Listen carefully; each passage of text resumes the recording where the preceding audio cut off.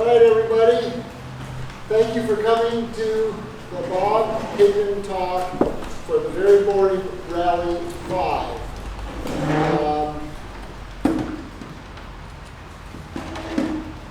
I just want to, without telling you too much about Bob, make two announcements. One, yesterday we sold the last copy we had in inventory of Bob's book. It's a 2-volume book of the Higdon Chronicles. If anyone wants a signed copy of either Volume 1 or Volume 2 of the Higdon Chronicles, our staff will take your order. When the book comes in, we'll send it to Bob with your name, and he'll sign it to you, and we'll get it back from Bob, and we will send it to you so you can have a signed copy of Bob's book, either Volume 1 or Volume 2 or both. Did I say that all correctly? Yes. Okay.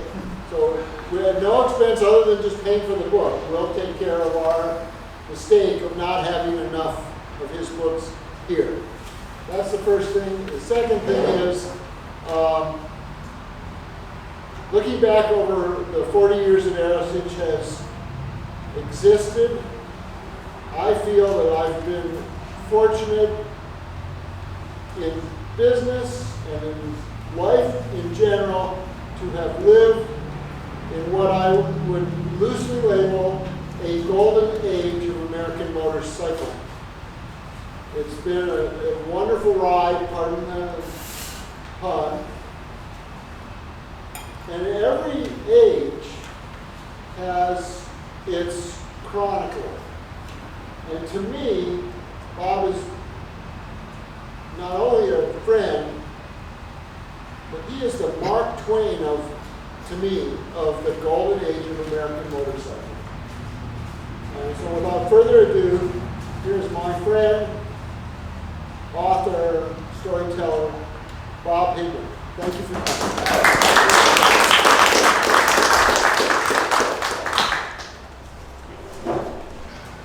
If I were Mark Twain, I would start off by talking about, was it Bill's goat or something, and he slowly starts talking more and more slowly and sits back and eventually drifts off to sleep.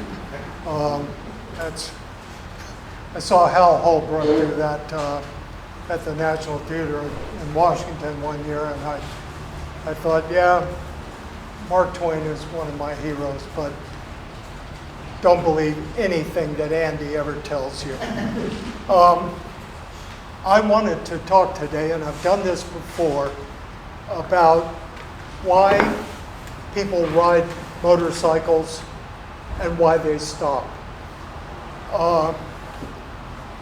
It goes back to me.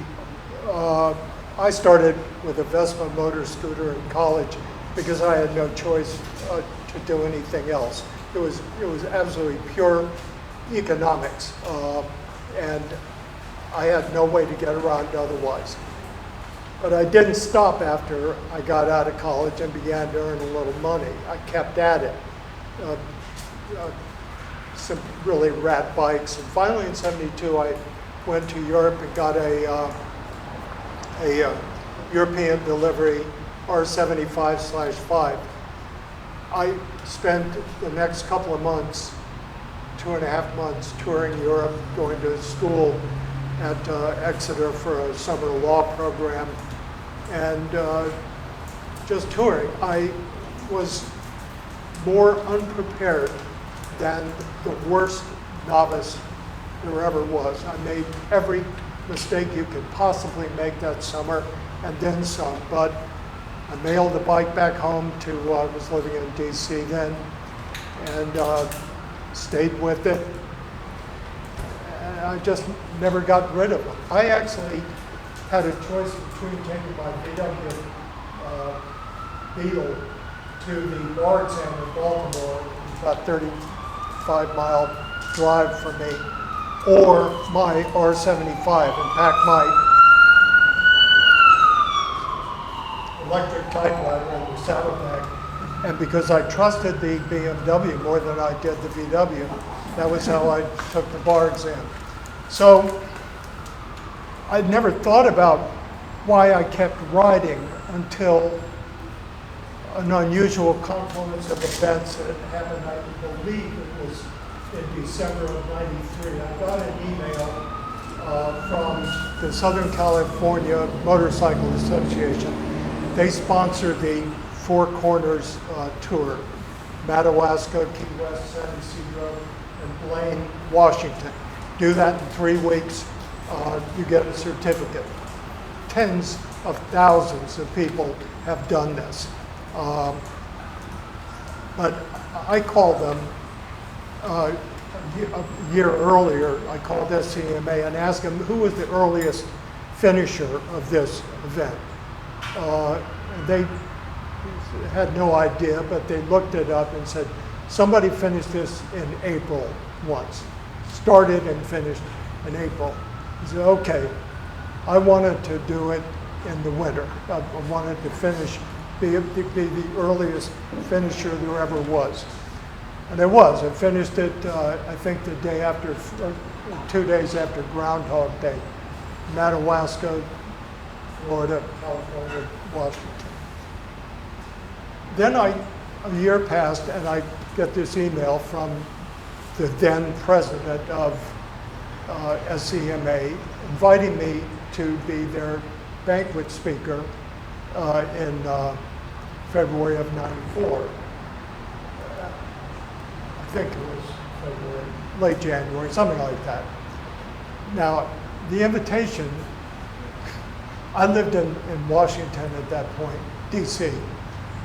Now, the easiest thing to do, obviously, is to just go to Dallas, get on a plane, and fly into LAX, get a rental car, be the banquet speaker. Nothing to it. But this invitation didn't come from Jenny Nobody. It came from a guy named Joe Mandeville.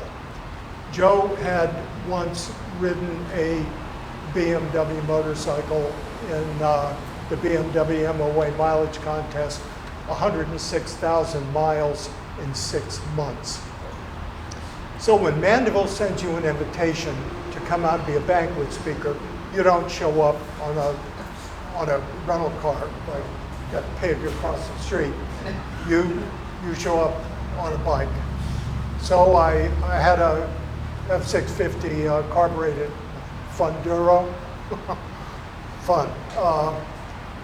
I had to go into Mexico to avoid some of the weather that was going through West Texas on that trip, and eventually came up the Baja into Southern California, where El Nino was absolutely slaughtering the West Coast with rains they had not seen in 100 years. I was actually a few days early at that point, so I decided to drive up to a little town called Geyserville, about an hour and a half north of San Francisco, just off 101. And I was lucky to be able to get there because the day I arrived, US 1 was under a foot of water from Petaluma north. And I was going to stay there 2 nights and then leave to go back down to LA for the banquet.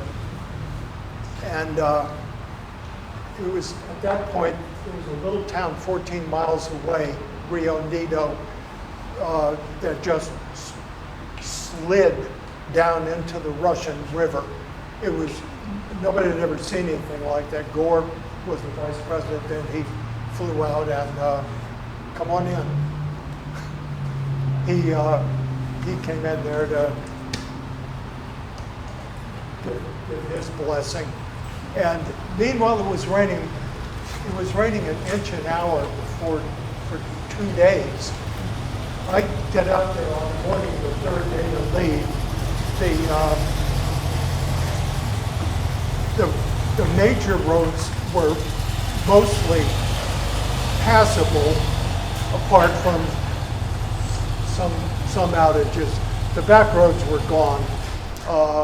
It was still raining as hard as I've ever seen. And I go outside, and my friends are telling me, you got to wait another day. You're not going to be able to get through.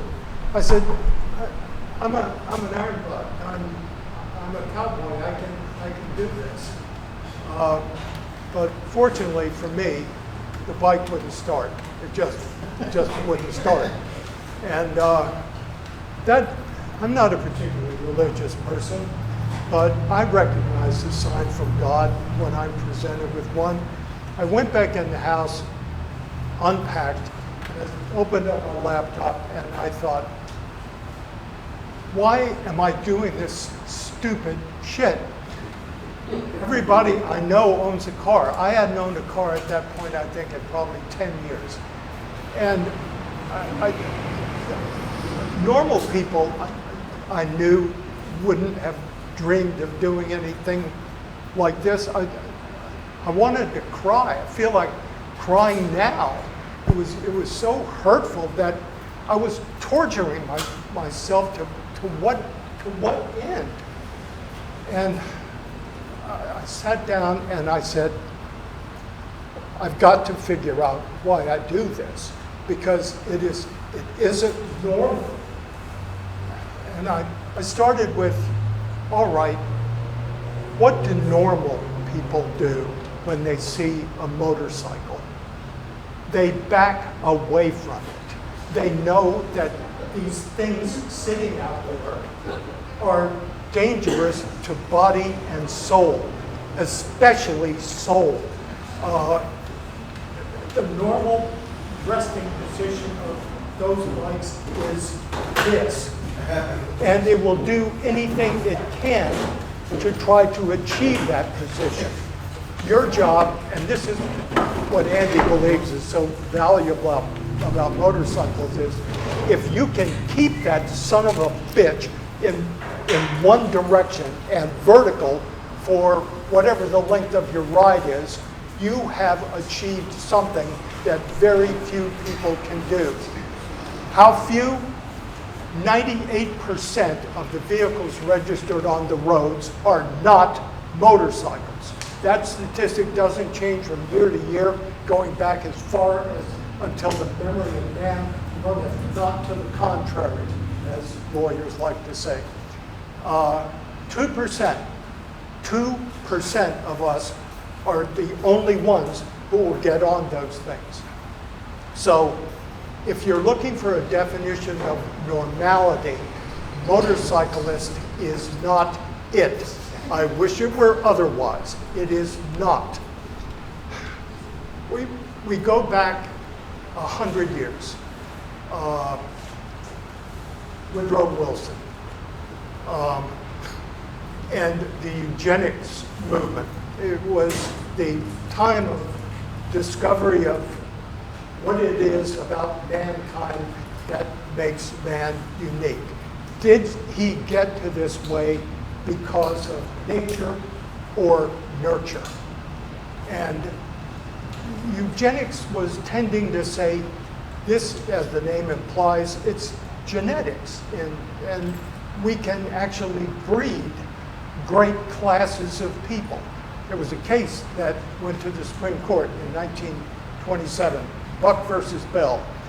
Carrie Buck was a 17-year-old Georgia girl who had been committed to the Georgia facility for feeble-minded and epileptics. And she was pregnant when she arrived. She was deemed to be feeble-minded. She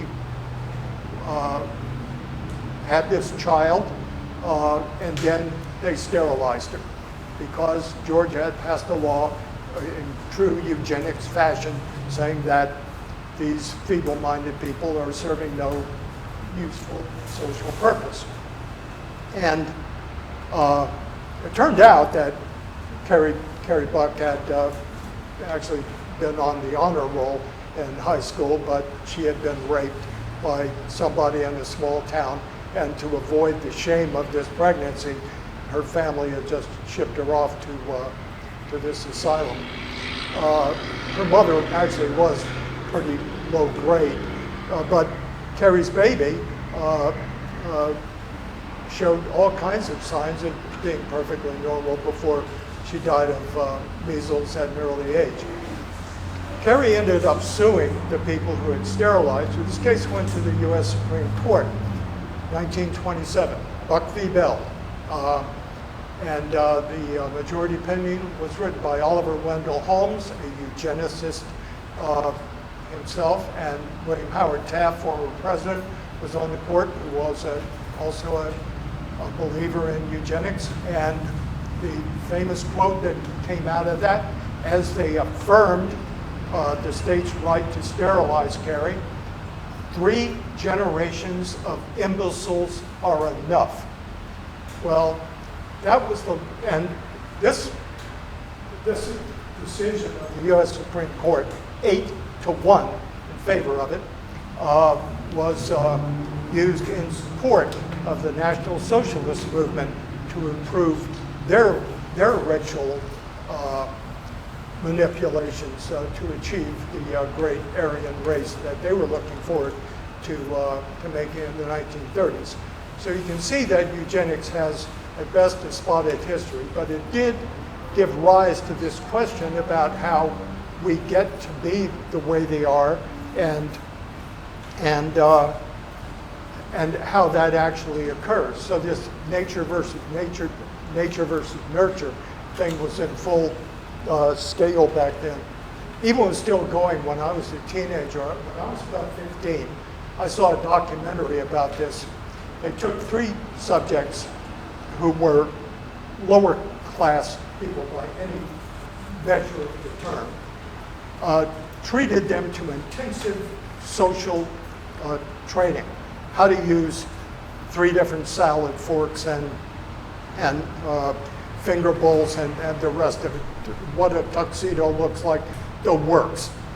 These test subjects were then, after rigorous training for a number of months, put into a social situation where they were the guest of this, it looked like a pre-dinner party before the Metropolitan Opera. I should have mentioned that these 3 guests, these 3 test subjects, were Curly, Moe, and the 3 Stooges. Now, I was 14, and I knew how this was going to turn out. It was nature, because it was in the nature of Stooges to act like Stooges. So they just tore the party apart, and nature wins again. It's still winning, because with the Human Genome Project that started in 1990, they began to disassemble every gene on the human chromosome double helix. And I have met a number of, I did medical malpractice defense work for most of my professional life. I've met I don't know how many neuroscientists through the years. I have never met one who believes that any of us has 1 degree of free will. Not one. Now, I have heard about a guy, he's in Anne Arundel County, Maryland, where I live now, who teaches a course at the community college and says that, no, in fact, we do have free will. But I'm figuring if he's at Anne Arundel County College, maybe I ought to take with a grain of salt what he's saying about free will.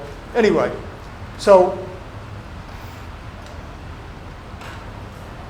I'm going on a little longer than I thought, but this was what was rolling through my mind as I watched these raindrops hitting the sidewalk outside my friend's house, like little hand grenades going off. And I start typing, how do we get this way? Did little Johnny Dillinger start wanting to ride a motorcycle because he saw Uncle Waylon doing it? Or was it just born into him? I mean, was he born to ride a bike and rob banks? Or did Waylon somehow teach him? we know the answer to that now because of human genome and because of Buck versus Bell and all the rest of the failed eugenics. It is born into you. And I predicted, I wrote a story about this in 1992 when the Genome Project was underway. I said, when they figure this out, finally, they will have found this motorcycle gene. It will be toward the bottom of the chromosome. It will be the one that is always fighting with its neighbors. You can't get it into a room and keep it there. It is always going to be acting out and doing aberrant things that we try to explain away, but it will be there. Now, I admit, this is a matter of some still unsettled scientific debate, but I know I'm right. Steady. Good catch.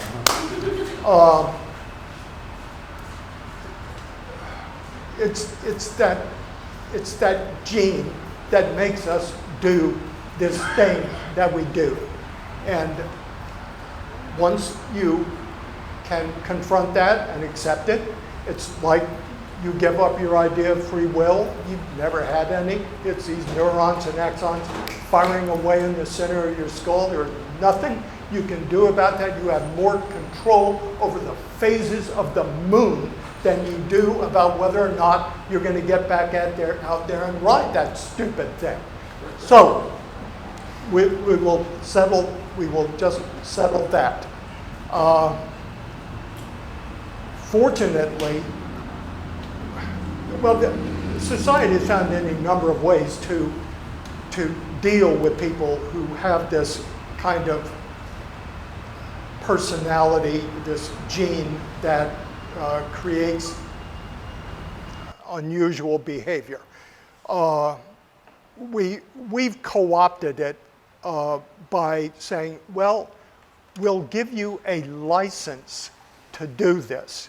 And you have to do it, but you are going to be subject to society's whims and traffic regulations, and we're going to stop you from doing wheelies or speeding. And you all right, so it is legal for you to do this, and society says it is okay for you to do it because the alternative is you're going to be going out and robbing banks, raping grandmothers, or running for president.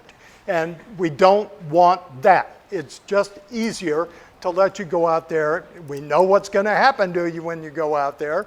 By every measure of bad stuff that happens on highways, motorcyclists are way at the top. Alcohol-related injuries, speeding injuries, blah, blah, blah, blah, blah. We rule the roost.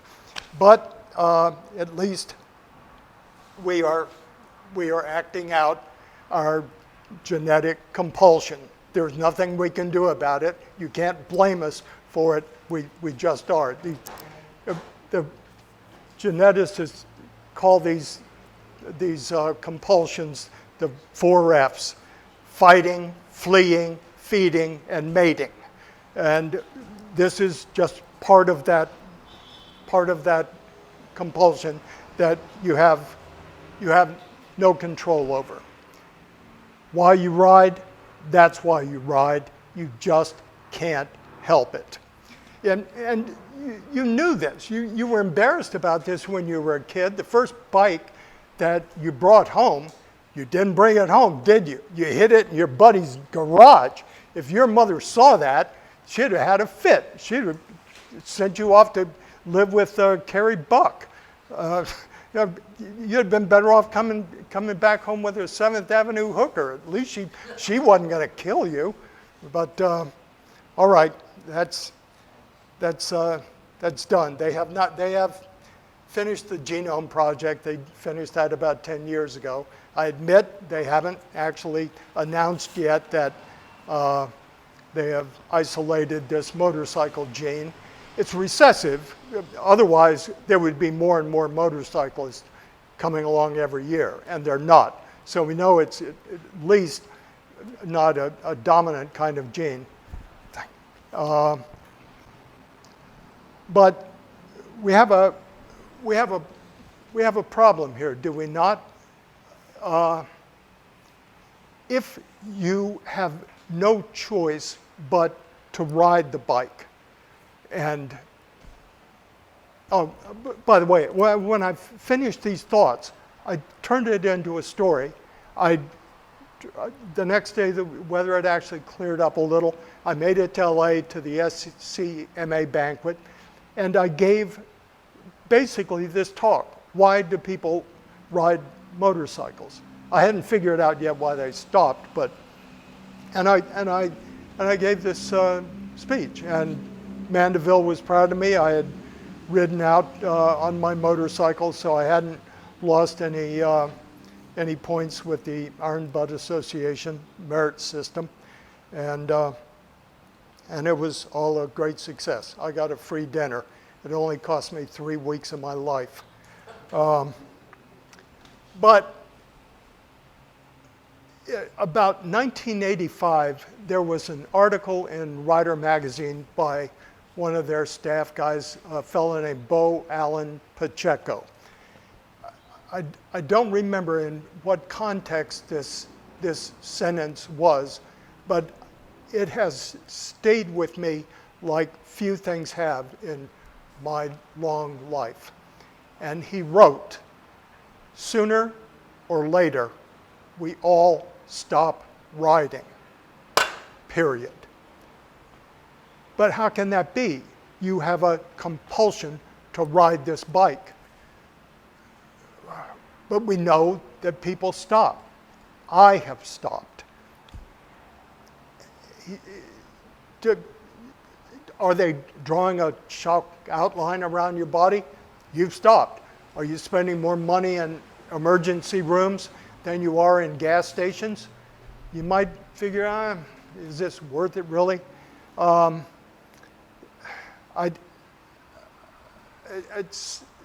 at some point, I watched a lot of friends of mine stop, and I couldn't understand it. And if I spent 1.4 million miles on these things, and almost all of that time was without benefit of listening to old Ian and Sylvia records or Rush Limbaugh. Just driving down the road and thinking about things that I had no control over. And I began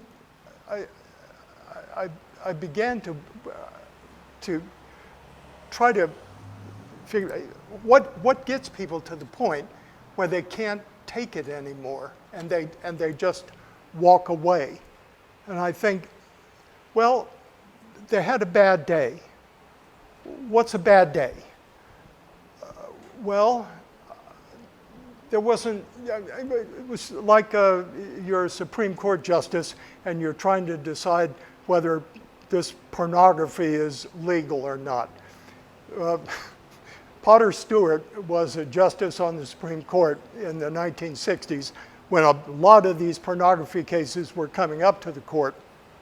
And at one point, he should never have said this, but he revealed that he himself did not know what pornography was, but he knew it when he saw it. So that was the guideline that guys like Lenny Bruce and Mort Saul had when they were doing comedy and getting arrested back in the 60s. A bad day, maybe I can't define it, but I know it when I see it. Well, why can't I define it? What is a bad day? Well, a bad day is when you said, I wish I hadn't been on the bike this day. And I created this formula where I calculated the various elements that went into a day's ride. One of them was wind. Is it always coming from the side, that's worse than a headwind, isn't it? A tailwind, great, but this one especially, and a bus coming by followed by that. No, so wind can be really bad or good. How about heat? I hate cold weather. I can't do it. I couldn't live in this town for one night for 10 months of the year.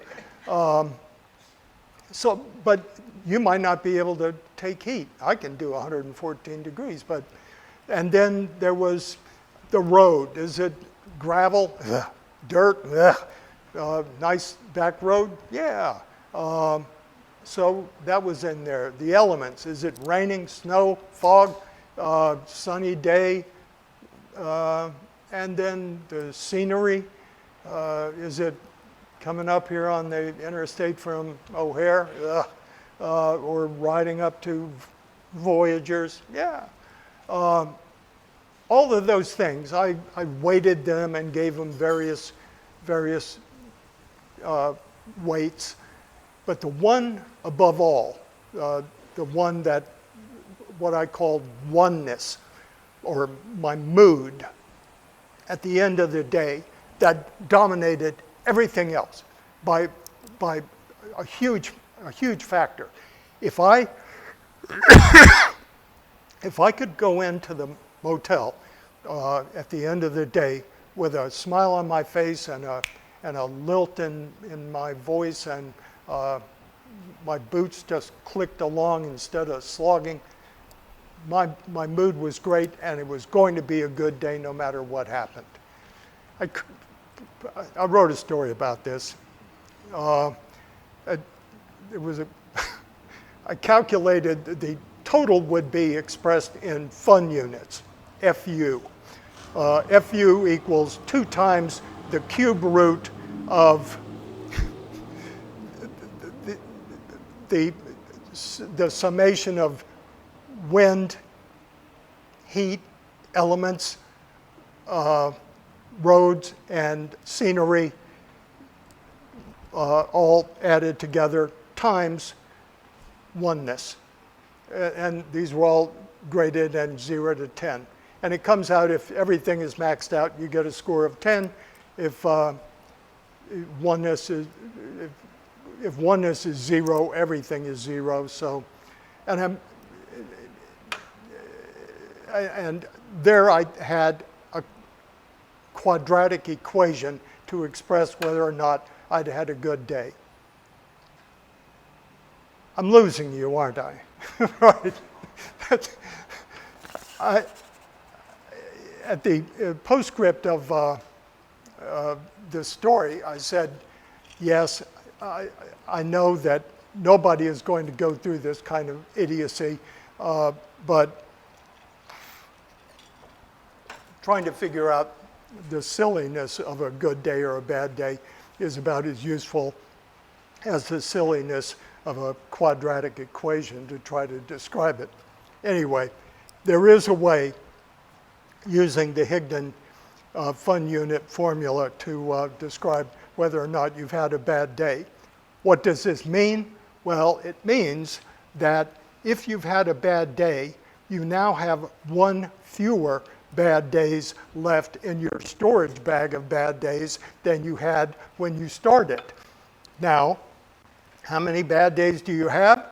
Well, that is the question we're not really certain of right now, because probably everybody has an allotment of bad days. And it's like time and money. It doesn't really matter how much you've spent. All that matters is how much you have left. And when you've run out of those bad days, your writing days are over. You've joined Bo and me and some of our friends in Oak Lawn Cemetery who've run out of bad days. Well, but you're still a motorcyclist. You've got this compulsion to ride. And maybe you're good enough to avoid a bad day just by the dint of your own iron will. Who has not seen that cloud out there that we know we can ride around? I mean, That cloud in about 20 minutes is going to be putting you in an emergency room, but you think, well, I'm pretty good. I think I can make it. All right, you're. In December of 1999, a woman named Brenda Bates wrote an article in Motorcycle Consumer News, and she talked about rider intuition. She said, every rider has it. They can tell by some twitch in the stomach that today is probably not the day to go out there. Now, she admitted later in the article that this was not a truly well-established scientific theory. In fact, it wasn't science at all. It was stupendous bullshit. Nobody can predict the future, not even an astronomer. But she was saying, yeah, you can listen to your inner motorcycle and avoid, in essence, avoid a bad day. I wish that were true too, because that inner gene is saying, you're good, you can make it. Andy says this all the time. You show up at the end of the ride, you've done what few people can do. Those endorphins are kicking into you like a river unleashed. Okay, but you got to know, and you're hearing it here for the first time. You've only got so many of these days you can waste. And if you look at that cloud and ride into it anyway, you are taking a chance.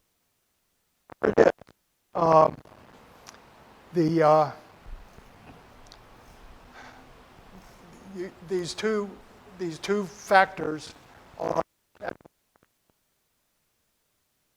so long that you can ride. You need to make the ride as good for you every day as you possibly can. One of the things that you can do, I've been associated with the Iron Butt Association for many, many years. My closest friend is the president of it, Michael Kneebone. Over the years, they have accumulated, how many, Carrie? 29 hours, something like that. They're tips for the rider who is going to go out, pardon me, going to go out on a difficult ride. And number one of all of these, at the top of the list is know your limits. And if that is the only thing that I impress upon you with this silly talk, it's that. It's true in every phase of life, but it is magnificently true in motorcycling. You cannot do more than your body and your mind are willing to let you do. There are other I made a note of 6 of them. Wear the right clothes. As soon as I learned what an electric vest was, I never took a trip without it. I would not ride anywhere for a 2-day trip in North America without an electric vest. I'd sooner leave home without gas. Charles, wonderful travel writer and TV personality from CBS News, once said, with the completion of the interstate highway system, it is now possible to go from Fenway Park in Boston to the Superdome in Seattle along a continuous band of interstate highways and never see a damned thing. Point number 2, stay off the interstate highways. I was on it yesterday coming up from O'Hare, and the first half of it just reminded me of how much I couldn't stand to be on those kinds of roads. Are they fast? Yeah. Will they get you most of the time faster than where you're going? Yeah, until that truck hits a school bus and then traffic stops on it for the next 4 days. I loved back roads, and I would always plan to take 2 more days than it would actually take me, just so I wouldn't have to go on the interstate. And I counted a good part of a bad day is if I had to be on an interstate for even 1 mile. And when I look at that black cloud out there, I'm reminded of point number 3. It is sometimes possible to maneuver around weather. It's not always, but the first thing you do is don't watch the Weather Channel. They're always hyping bad weather because that's how they get people coming back to watch the Weather Channel. But local news is usually pretty good if you're trying to figure out something that's going to happen. The local news at 10 or 11 at night will give you a pretty good indication of where you might want to think about going. And you've been on the road long enough to be able to see which way the clouds are moving and so forth. So about weather can really help. The 4th thing would be routine maintenance. I'm not suggesting you learn how to take apart a R80 diode board and diagnose that on the side of the road, but you at least should be able to plug a tubeless tire. Kerry and I were talking about this a little while earlier. He had a friend who just bought a new plug kit and had a failure, a screw in the tire somewhere near Gerlach, Nevada. Look that up on a map. It's the edge.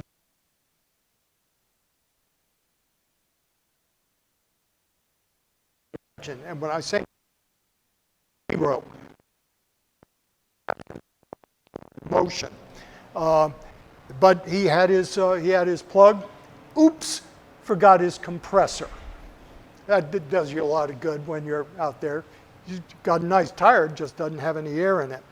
I would always suggest people to use the right tool for the right job. This would suggest a 125cc dirt bike on the Washington Beltway. But this should seem obvious, and apparently it is not. So I'll leave you with that. And finally, Kuralt also had some advice. He said, never leave home without a bunch of quarters. That was good advice when there were still payphones in the country. He said, going on the road, a traveler going on the road without quarters is like a soldier going into battle without ammo. Yeah. But my last one was never, ever eat at a place called Mom's. That's it.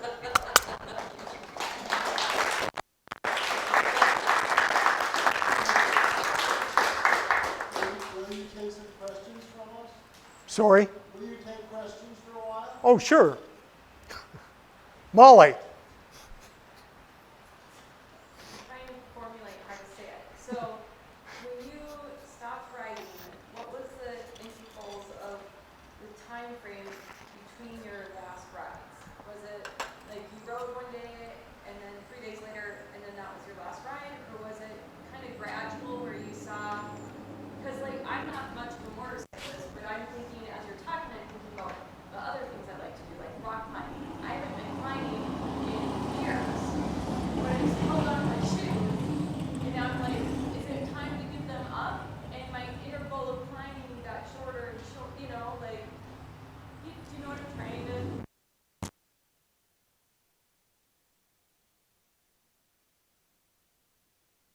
So you were riding really quickly, and then Can everybody see this? This was worth $65,000. It only cost me an entire summer with an IV pump in my arm. It was a road construction zone in D.C. 25 years ago. I don't think you can see this. This was general surgery in Ciudad Victoria, Mexico, where I ran into the back of a bus. This was about 2 months of my life. I kept going. Can you see this one here? This was June 1st last year. It happened in Daytona. I was going between 10 and 15 miles. I had on this coat, and you are welcome to come up and inspect the coat. You will find that the sleeve is not torn. Now, I admit, this is not Aerostich design or approved, but I was coming from a medical appointment, going back to my home in Daytona Beach Shores on a road that I had been on 500 times before. And it was 4 lanes wide, one way, coming just beyond the Halifax River. And I was in the next to the right lane for I'm going to make a right at the end of the block. And as I made the right, the bike started to go over. I thought, have I been rear-ended? I didn't know. And then as I was one line after another, maybe 50 blocks. They were these hard rubberized blocks. They had a perfectly flush, flat side. I'm coming like this. So I got this thing on the road that is painted the same color as the road, and they're this long. This was about 8 inches tall and kind of rounded off on the right side. They were there to separate a bike lane from my lane, and I had hit the last one. You couldn't see these things. It was what David Huff would call a perfect edge trap. And Huff was my expert witness when I got that leg injury. The coat was not torn. There was an inner liner in the coat that just avulsed the skin off. And I couldn't see it. I didn't want to try to pull the coat up. But the bike was relatively unhurt. I got back home, and I kept the coat on, and I went back into my bathroom. And my first thought was, I am never going to be able to hide this from my wife. And I had some water over it. It was a mess. At length, anyway, I said, I want you to look at something, and I don't want you to be shocked because I'm perfectly alert and I'm relatively unhurt. And I showed her this. And we immediately went, there's a dock in the from us down the street. Went in there, and the intake nurse didn't want to, she wanted to send me right off to the ER. It was too big a wound. But I talked her into it, and for an hour or more, she debrided this thing, and I watched Chris's face when she was doing this. Now, I'm sorry? Chris is your wife. Yes, I'm sorry. Right. And I could see that look of pain in her eyes. And she was going to be the one who was going to be doing twice a day wound management for the next 10 or 12 days. And I thought, I signed up for this. I have faced before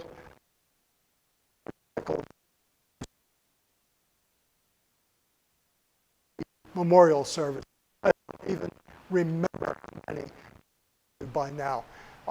The ERs, trauma, the skin grafts, everything.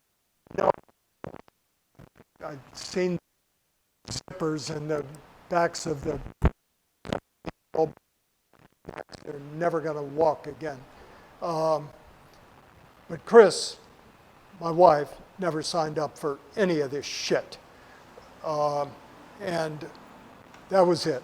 I could not put her through that again. She's actually relieved that it wasn't worse. Now, I admit, could this have been averted? Without a shadow of a doubt. I have 3 Darien jackets at home, 2 in Florida, 1 up in Maryland. I have the first R3 Roadcrafter serial number 0001 is in my closet in Maryland. If I had had any one of those pieces of equipment on, it would have laughed at that road. This would be nothing. And would I still be riding? Very likely. But I couldn't do it. I'm sorry I took so long in there, but emotionally, for me, I always wondered how it would stop. And it turned out, I think, that I hadn't run out of bad days so much as my wife had. I took her on one bike ride once, the first time she ever came down to Florida. Before we had met back in the 60s, years ago, but our lives had. And we got back together in 2011, and I took her up to, we have a single A ball club in Daytona, and I said, let's ride up there on the bike. And she had on pedal pushers, no helmets. It's Florida. I know what you people are thinking, and I don't care anymore. And we got up there. It was like 3 miles from my condo to the ballpark, 3 miles back. Well, Chris, what did you think about that? She's a swimmer. She swims 200 miles a year. She said, all I could think about was how long it was going to take the skin grafts to heal. And that was the last time we drove together. So now I solved my motorcycle problem. Last December I flew out to Denver, bought a new Mazda Miata, and it's the best motorcycle I ever had. So next question. Did that answer it? I'm not even sure what your question was anymore. Was the interval of riding experiences shorter and shorter and shorter before you finally stopped? Or No. Oh, no. I knew I was going to have to get rid of the bikes as I was sitting in the urgent care center that afternoon. There wasn't any. Mike Kneebone bought the bike that I had.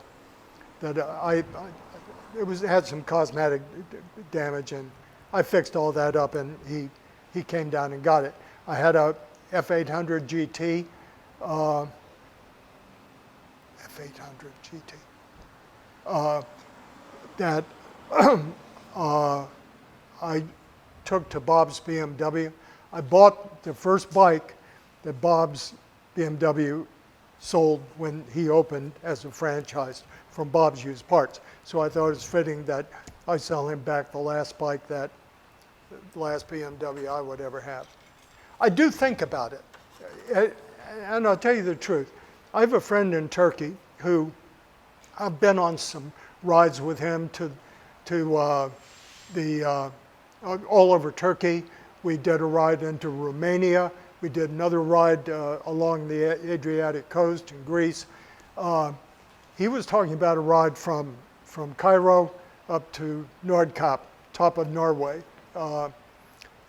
And if he could arrange something like that, I thought he was going to do it this year. Would I go? I would. I would, because he is so much fun to travel with that I couldn't turn down a beautiful trip like that. But I look at these bikes now, and I'm actually a little bit afraid of them. I really am. And you can't allow yourself to have thoughts like that if you own a motorcycle. You have to, I mean, it'd be like Clyde Beatty being afraid to be in a cage with a lion. That just doesn't work. More questions? Yeah. Well, I just wondered if Popeye was still your hero after all. I'm sorry? Is Popeye still your hero? Popeye, there's a statue of Popeye in Chester, Illinois. The creator of Popeye, a guy named Elsie Seeger, created this comic book character in 1929. And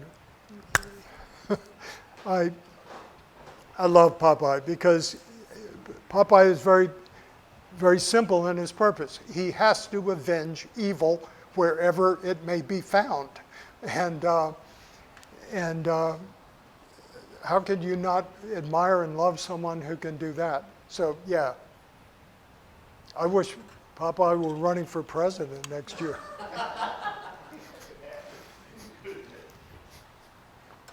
Yeah, that's it? Yes. You lived out, you have a place by Maryland? In Annapolis, Maryland, and in Daytona. I lived in Winchester, Virginia. Oh, yeah. For years. I'd go over to Harper's Ferry there. Oh, sure. And I was always wanting to go up to the top of the Potomac River, goes up towards West Virginia someplace. Did you ever take a ride way up the Potomac? I mean, once you get going away from the district, did you ever go way up in there at all? I think I've been on every road in the state of Maryland at one time. I spent most of my life trying to get out of Washington, D.C. Spent time in the district. And Yeah, no. up in the valley up there in Shenandoah. Yeah, no, it's God's country. It truly is. There are not many. For me, in my big travel days, I wasn't happy until I was on the west side of the Mississippi River.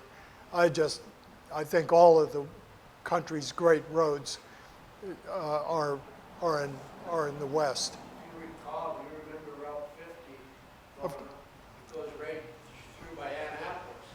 It goes way into It does. the Eastern Shore or something, and it goes through Winchester, it goes all the way to, I took that. all the way around Carson City, Nevada. It goes all the way to. It used to go all the way to downtown San Francisco. Yeah, He's talking about Route 50. It starts at a bridge in Ocean City, Maryland, goes through four state capitals and the U.S. Capitol. I took that road. A friend of mine is coming back on it as we speak. He picked up a bike in San Francisco Thursday and is coming back. He lives in Alexandria, Virginia. I rode that. I spent more time planning to do US 50 end to end than it took to do it, coming and going. But it's a beautiful, beautiful road, and Nevada is probably my favorite part of it, from Ely to Fallon. When I lived in Winchester, I worked for a plumbing contractor that traveled all the back roads. I got so used to Route 50 going down to the district and, Fairfax and et cetera, whatever. But then I crossed it out here, years back, north and south. And I always liked the idea. I lived at both ends of there. Yeah. Since, right up in the Shenandoah and then out in California. Yeah. Well, that's fun to know that. It's still out there, I guess. Patsy Cline comes from Winchester, Virginia. Yeah. Yes, sir. How many people here know of US 50 before we go to another site? And it's called the Lincoln Highway. If you don't know it, there's a lot of history. Sorry. I said, how many people here know of US 50? Oh. Or knew what we were talking about? Yeah. It's called the Lincoln Highway, if you don't know about it. No. It's no. 30 is the Lincoln Highway. Never mind. What's the Lincoln Highway? Is that Chicago to Santa Monica? No, that's Route 66. Oh, see, I don't know either. No, sir. Oh, beautiful off the right back road. But that section in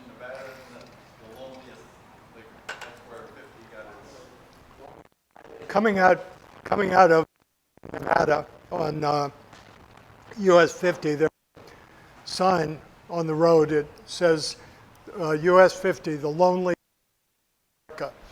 That was a Life magazine story back in the 50s, and I wrote a story about that once. Not only is it not the loneliest road in America, it's not even the loneliest road in Nevada. There are far emptier roads.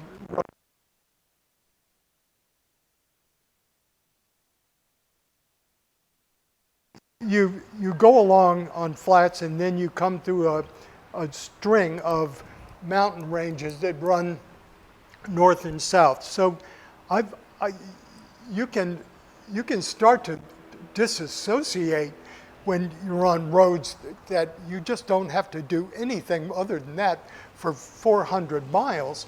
And I started to feel like I was some kind of a microbe going up over a corduroy pants. It was an amazing feeling. It's gorgeous country.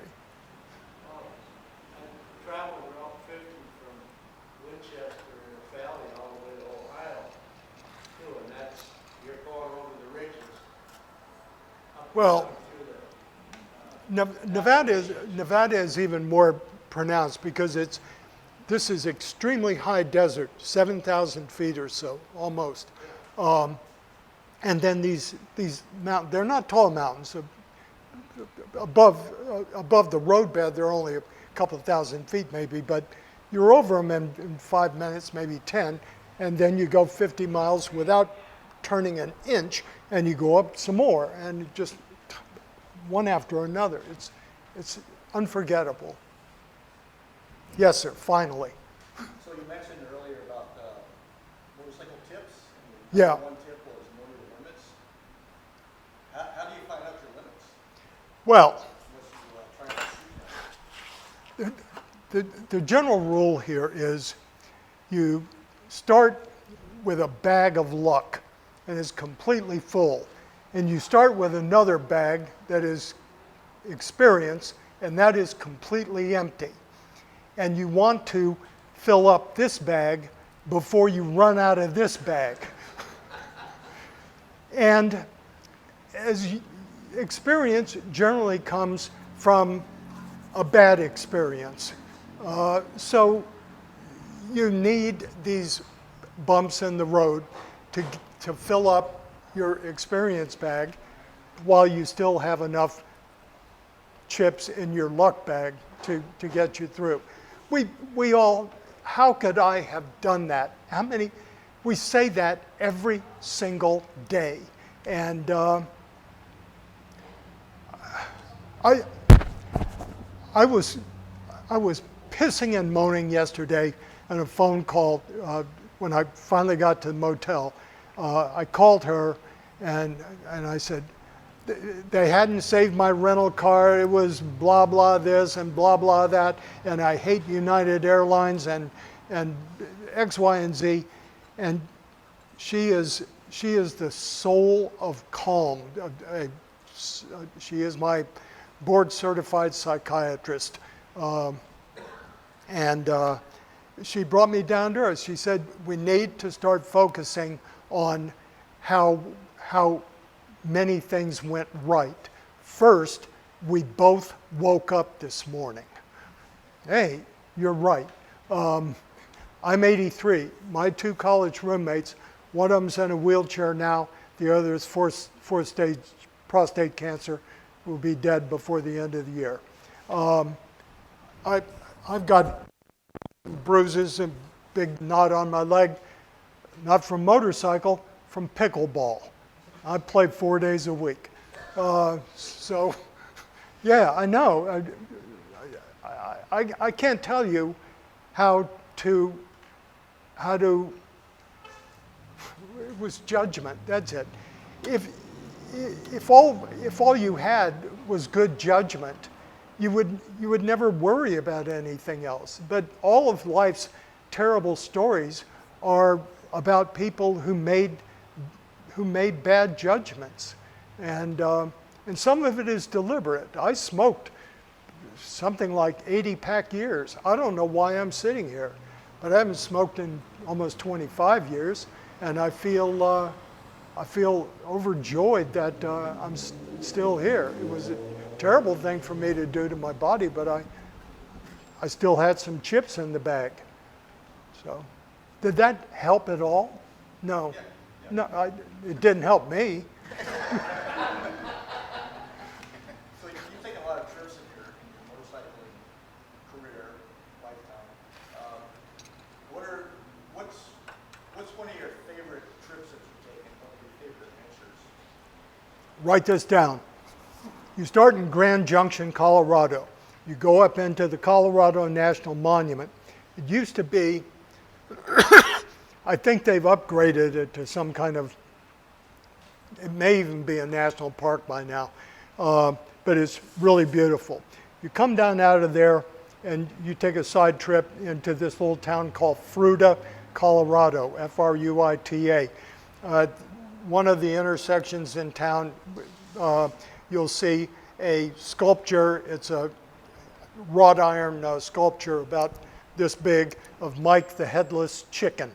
Look it up. Come back out of Fruita, back onto I-70 West. I-70 West in Utah is the only pretty interstate highway in the country. About 20 or so miles in, you're heading to Green River, Utah on I-70. You don't want to go there. There's a cutoff road that goes down to,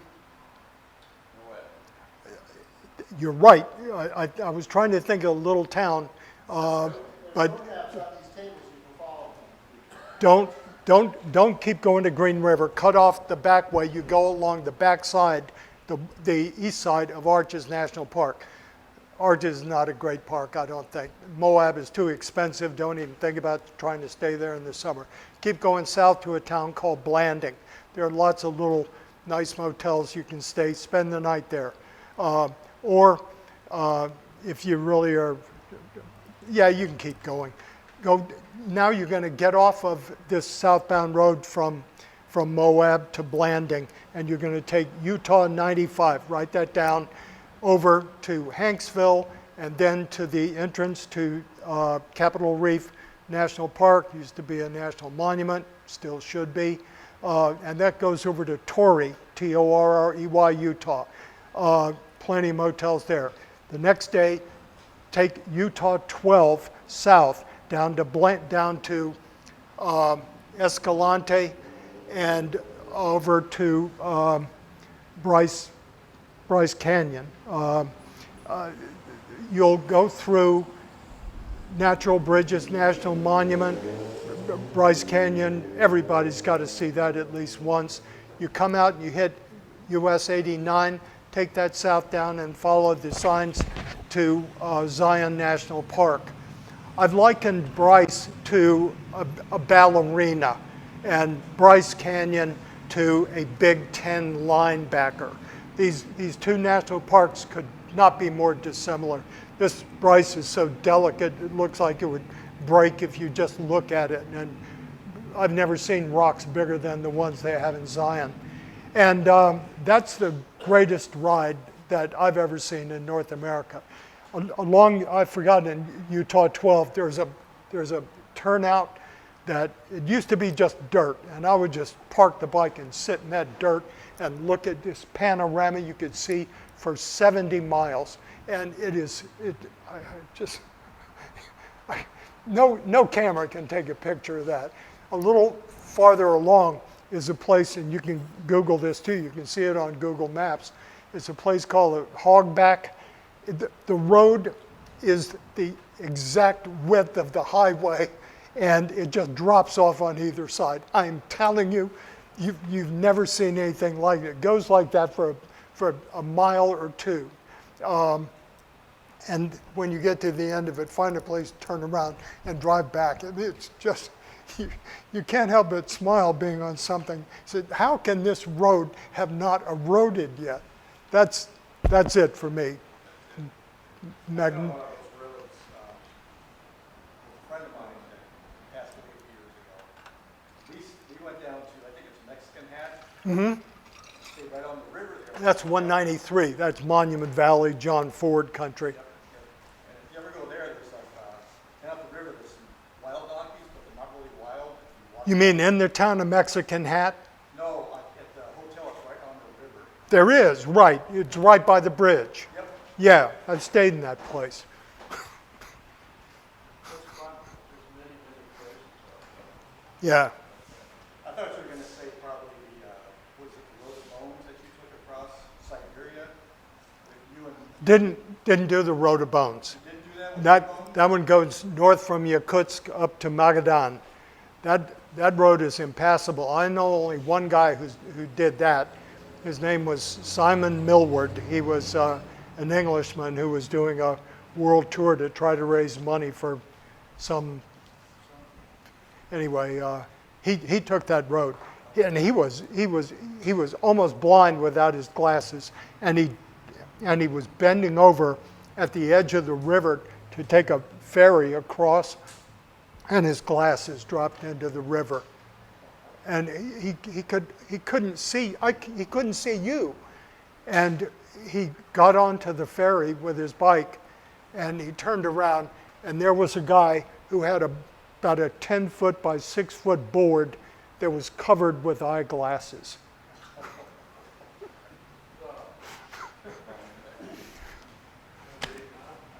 Take one of those chips out of the good luck bag. Should have had a second pair of glasses.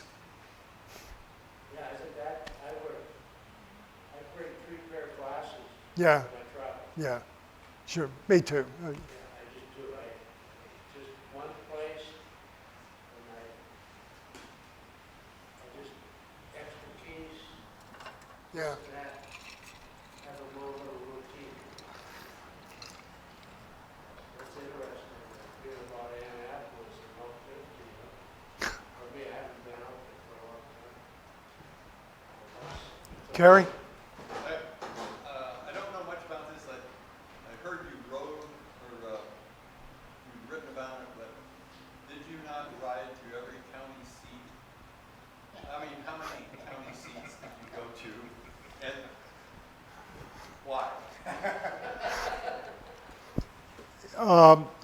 The BMW Bikers of Metropolitan Washington had a contest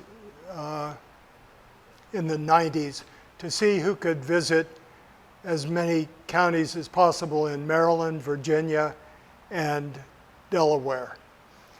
And I won that contest the first time they had it. The next year, they expanded it to West Virginia, all the counties in West Virginia.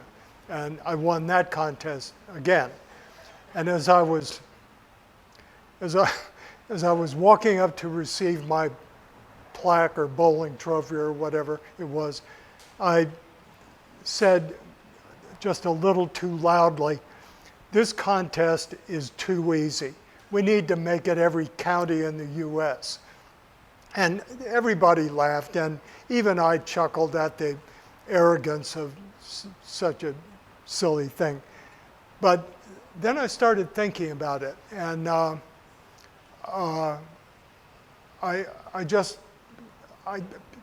was with some friends I'd gone to high school with in Tokyo, and he was a county commissioner of, this is Lake City, Colorado.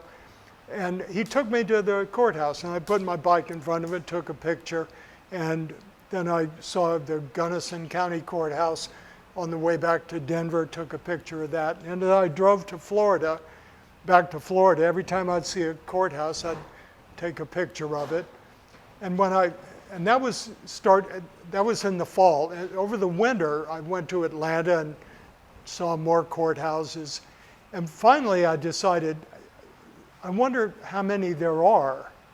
And so I looked at a census map, and it turns out, it depends whether you count independent cities in Virginia or not. If you do not, like for example, Richmond is a county seat, Henrico County, Virginia, but it's also an independent city, and that has a courthouse. I don't count independent cities, just normal counties. And there are 3,069 of them in the continental US. I don't count Alaska and Hawaii as states. I never did.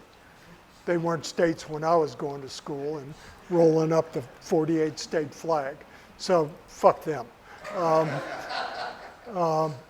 Anyway, so I figured out, okay, well, and then I just would go back and forth to DC and I'd clean out all the counties in North Carolina and stuff.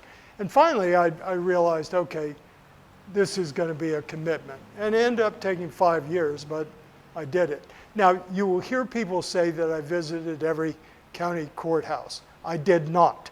About 2 years into this, I realized to my horror that there are a dozen or more, maybe 15 counties, Mississippi and Arkansas primarily, that have more than one county courthouse for a single county. And that's usually because there's a big river there or a big mountain, and it was a geographical necessity. It just was inconvenient. The county where they tried the killers of Emmett Till is one of those. I did the county where he was taken, but I didn't know that there was another county courthouse in Tallahatchie County. Anyway, so 5 years, 150,000 miles. I'm glad. I had photographs of all of these counties on my phone until somebody asked me today about some Wisconsin county, and everything after South Carolina is missing. So I've got to fix that error. Right. Okay? Before you wind it up, can we go around the room and have each one of you say your name and where you're from? Doug Robertson, Duluth. Kent Peterson, Superior. I'm Mark Perry from Baldwin, Wisconsin. This is my wife, Gail. Jonathan Rutsky, Eagle, Wisconsin. Gary Clinker, Toma, Wisconsin. Derek Dixon, Minnesota. Derek, I didn't recognize you. I was wondering if you're going to. Son of a bitch. This guy is certified iron butt champion. No, really, you take your hats off. You take your hats off to that in the presence of real riding power there. Our history is we both were involved in the last Iron Man that you described, right? 13. 2013. Yeah. I'm sorry. Mike Osbertson, Longville, Minnesota. Bob Payne, Duluth. Don Later, Burlington. Terry Willie, Peoria, Illinois. Randy from Duluth. Dick Howard, Morton, Illinois. Jim Boyer, Duluth, Minnesota.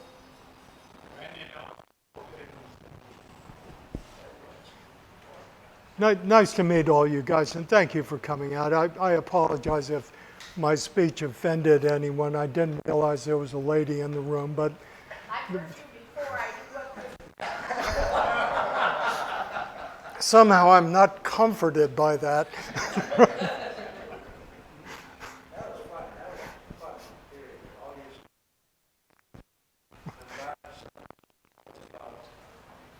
Potomac all the way up to into Yeah, West Virginia, yeah. way out there somewhere. I was going to travel that, and I never did. I just get to Hartford Ferry and look both ways and go over to Winchester. Well, thank you for coming out. I do appreciate this.